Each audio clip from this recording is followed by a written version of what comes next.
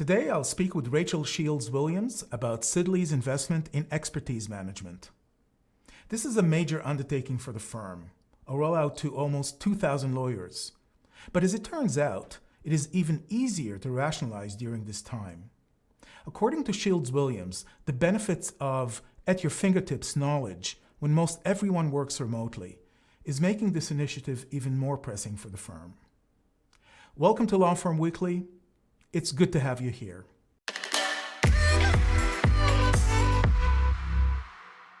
Rachel Shields Williams is the Senior Manager, Experience Management at Sidley Austin. She brings 15 years of marketing and business development experience. She helps lawyers and marketeers understand how they can apply technology in order to get measurable results. Rachel, welcome to our studio.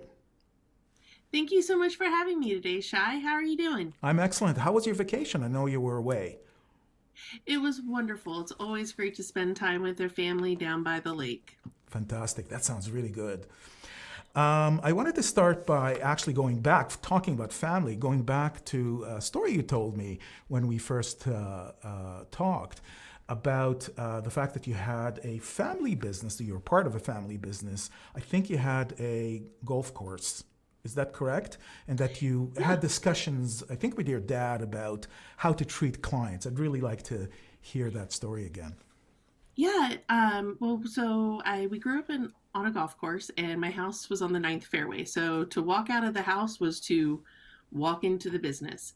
And that was a lesson that my dad taught me from a really young age, that everyone that we were interacting with, everyone that I would see in the clubhouse or at the pool or where have you, they were all customers and they were all putting food on our plate. And even though I wasn't working per se, people knew that I was his daughter and I was a member of the family, and I had to treat everyone, by our standards for customer service at a golf course. So that stuck with me my whole life, and really cultivated a service mindset for me.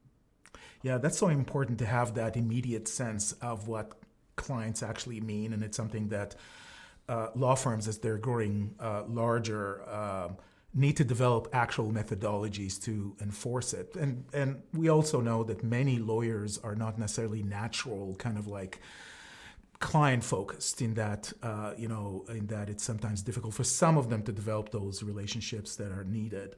The other thing that we talked about, especially when it comes to experience management, but not exclusively so, is the issue of the democracy of data. You talked about it. It's a term that I remember from at least 10 or 12 years ago, certainly in the context of knowledge management. And in some ways, this idea, especially in the age of heightened security and a sense of what you can or cannot know, or what information you can or cannot get access to, and how sometimes it may be compromised. Maybe you can talk a little bit about, this idea and how well or not it's working in our day and age of security of content.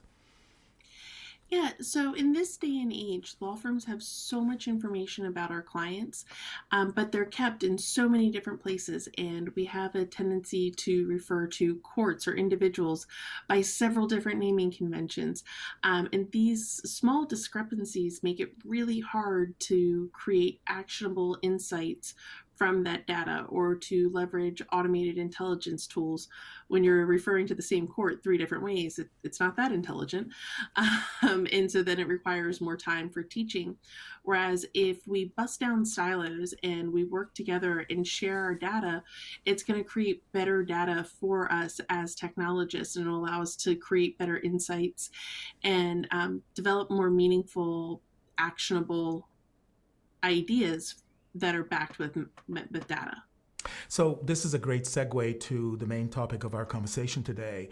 I know that Sidley's focus obviously is on crossing this, what I call chasm, like any other law firm, to kind of adjust to the situation we're all in. And I can only imagine that, quite a few conversations ensued in this context as far as where to invest, what initiatives are most important to the firm, etc. The firm decided to continue and invest in a substantial rollout of your experience management solution, which you're directly responsible for. Can you describe why do you and the firm think that this is important, especially during this time? I think we've all realized that we working from home, different things pop up, and we're not able to answer things as quickly as we would like. We're not down the hall from each other. And that's what really highlights the importance of experience management and knowledge management and focusing on it, because we're working it's so in so many different places and so many different time zones, that the ability for someone to find the subject matter expert with a few clicks is really powerful, and it allows us to help our clients very quickly versus the old fashioned way of sending a pardon the interruption email. And with that, you're hoping that the right person reads it at the right time, replies to you in a time frame, and you get back to the client before the client's called someone else to solve their problems. So there's so many different places where that can break down. But by leveraging knowledge management and making it a priority in the firm, that lawyer, instead of sending an email, can quickly run a search and call the person that they're looking for, the subject matter expert, and remove 5 steps and get to the client faster. Now, I know that I think you started the rollout before COVID-19 hit us, but you're certainly kind of moving along quite aggressively. And obviously you're rolling out across anyone who knows Sidley obviously knows your size and substance.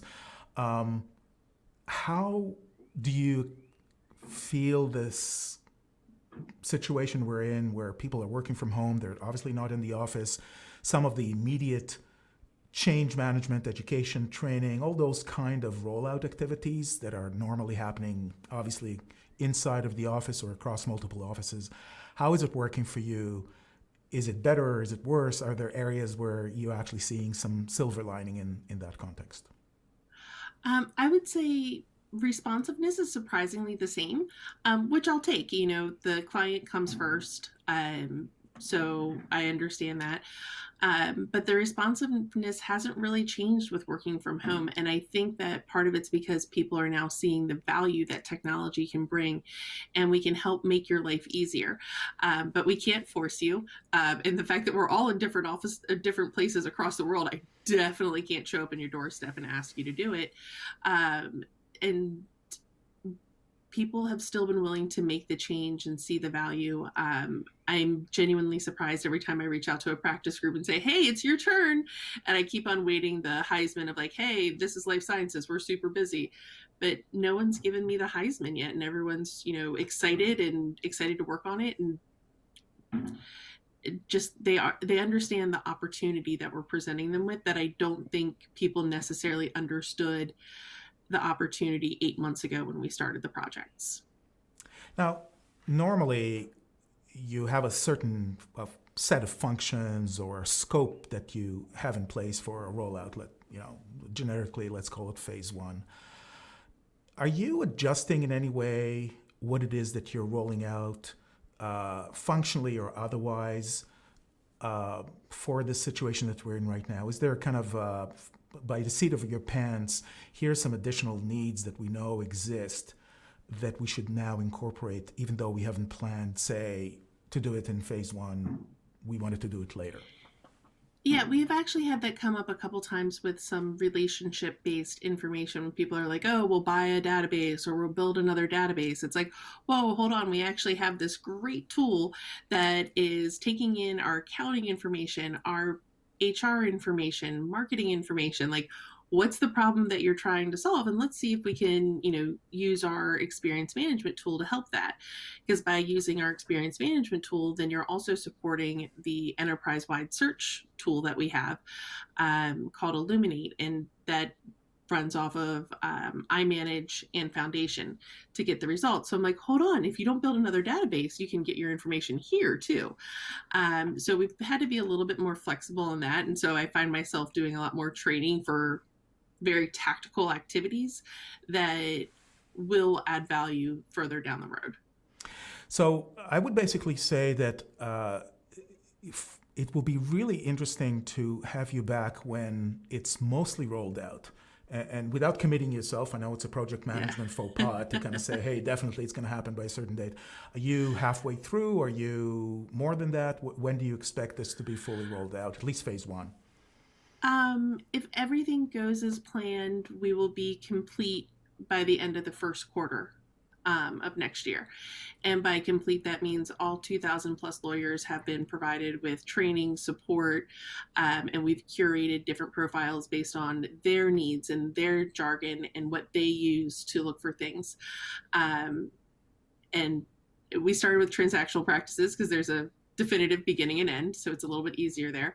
But with litigation, in light of everything that's been happening with COVID-19 and working from home, I've actually started to see the pieces come together of how to make the litigation part of this work, and I'm really excited. I have amazing colleagues in the knowledge management litigation team, and they've been so insightful and so helpful, and I'm starting to see how we can tackle the last hurdle. And I feel much more comfortable now than back in March. That I'm like, in March, I was like, I don't know. But now with a couple of these things where I had to pivot and be a little bit more tactical, I'm very optimistic about our timeline. Fantastic. I was thinking how to connect that history that you've described, which is your family's business in the golf course running, with lawyers and what they do on golf courses, but very few of them are actually spending any time on golf courses nowadays. So I'm not sure that there's much of a connection at this point. Rachel, thank you so much for agreeing to do this interview, and I hope you'll come back in the future to tell us a little more about this wonderful work that you're doing. Absolutely. It was my pleasure, Shai, and I hope you have a great day. Thank you.